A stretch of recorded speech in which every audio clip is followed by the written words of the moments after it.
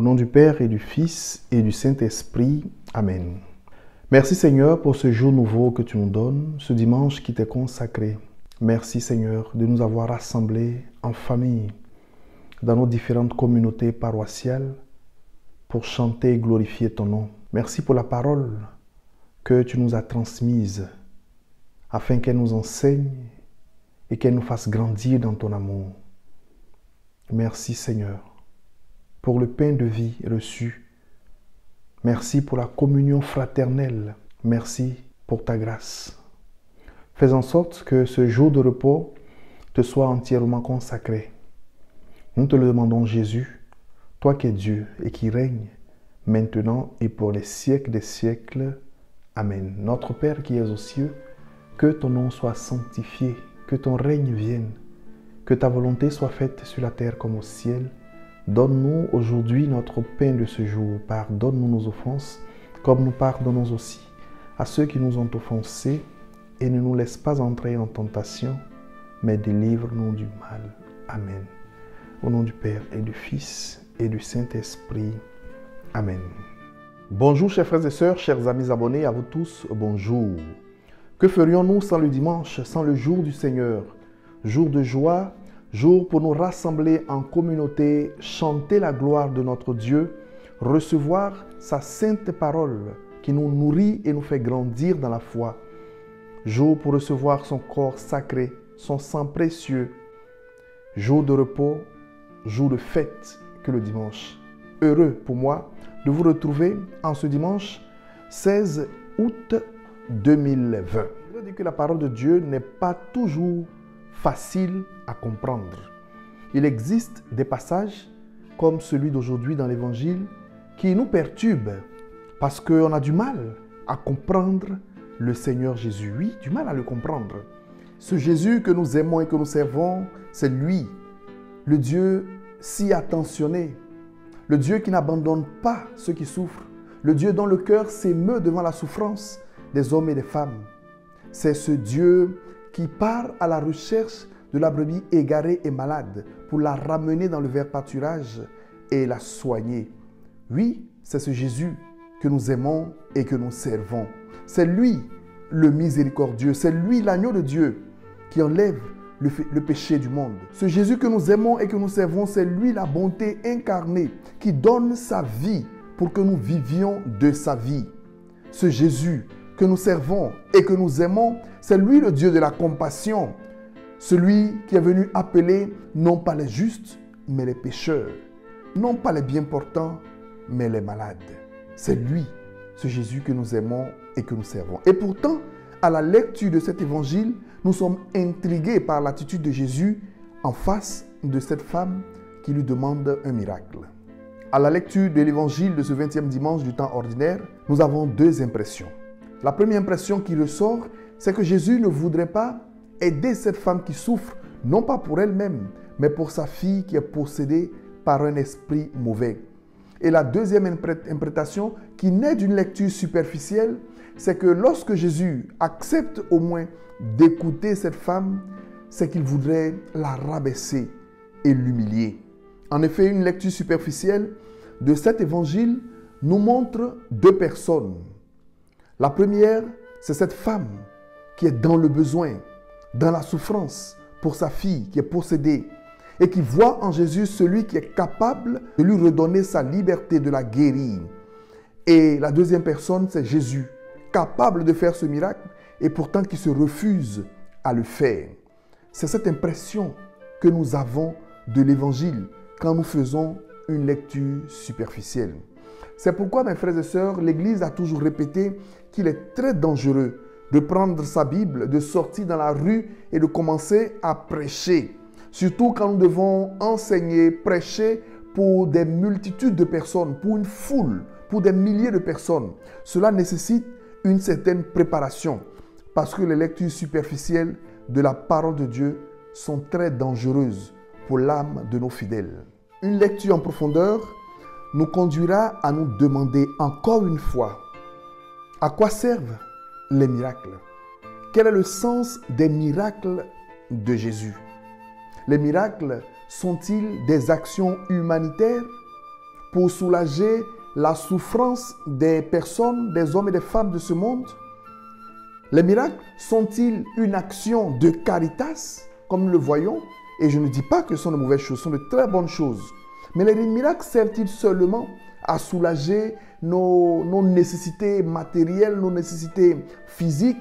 Si les miracles n'ont que cette finalité, alors on serait d'accord avec ceux qui disent qu'on n'a pas besoin d'aller à l'église pour avoir un bon cœur ou pour être généreux.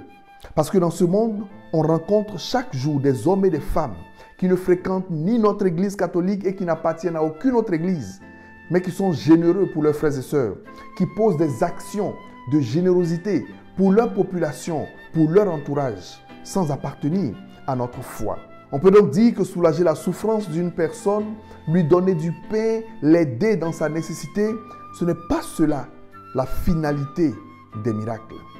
Encore une fois, nous disons que les miracles sont des signes qui nous portent à découvrir que le royaume de Dieu est proche. Des signes qui nous ouvrent les yeux de la foi pour comprendre qu'en Jésus se réalise pleinement la promesse de Dieu faite à l'humanité de sauver notre monde. Les miracles de Jésus nous ouvrent un chemin de foi, un chemin d'espérance. Les miracles de Jésus nous ouvrent sur une nouvelle alliance, une alliance qui nous invite constamment à la conversion de nos cœurs et de notre vie.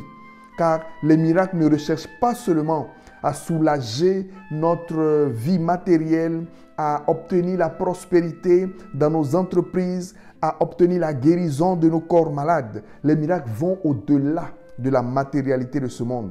Les miracles recherchent l'avènement du salut de Dieu dans ta vie, mon frère, ma soeur. Les miracles nous ouvrent à la vie éternelle.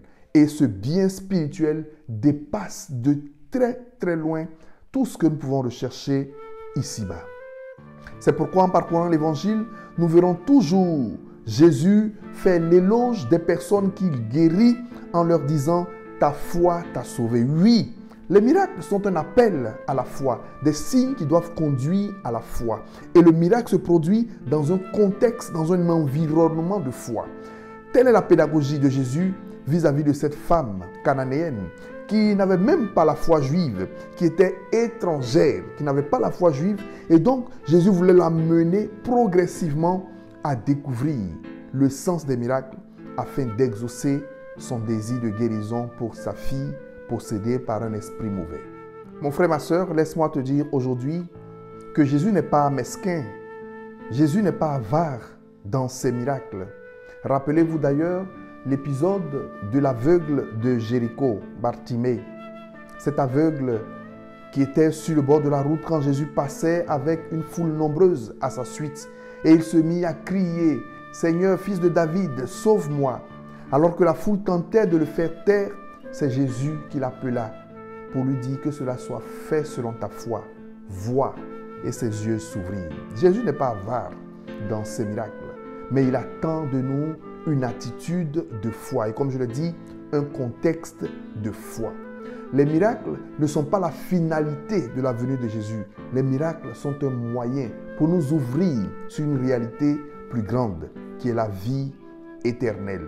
Chers frères et sœurs, aujourd'hui, le monde entier fait face à une crise sanitaire jamais vue dans le monde, celle du coronavirus. Et tous, nous sommes en train de prier. Et partout dans le monde, Seigneur, délivre-nous de cette pandémie, délivre-nous de cette maladie, protège-nous de ce mal.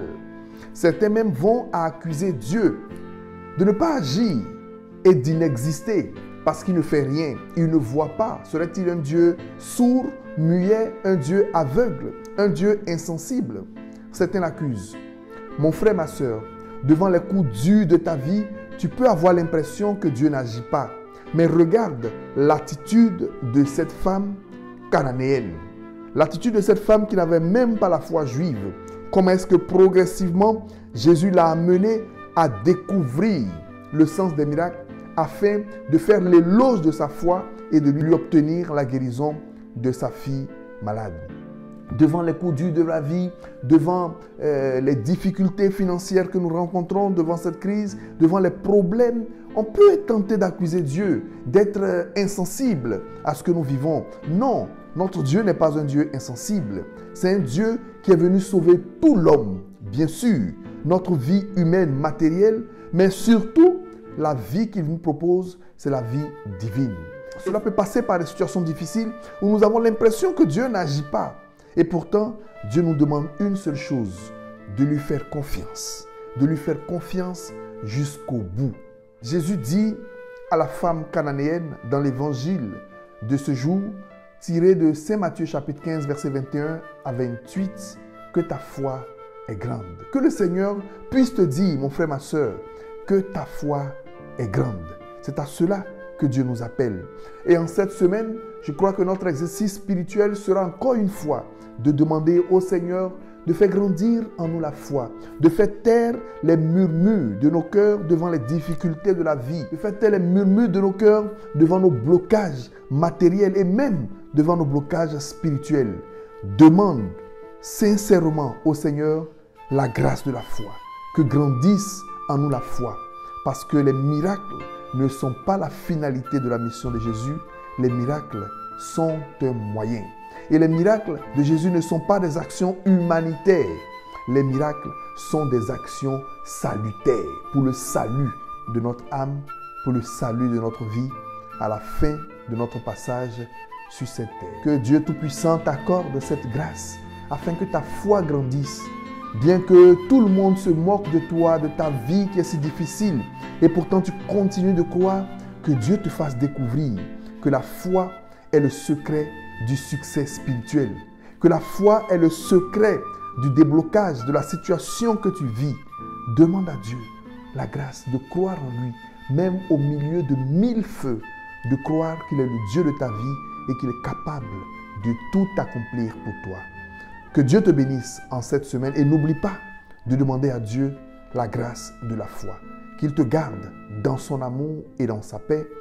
Au nom du Père et du Fils et du Saint-Esprit. Amen. Chers frères et sœurs, nous nous revoyons le vendredi prochain dans Parole de Dieu au quotidien par la grâce de Dieu. D'ici là, portez-vous bien. Au revoir.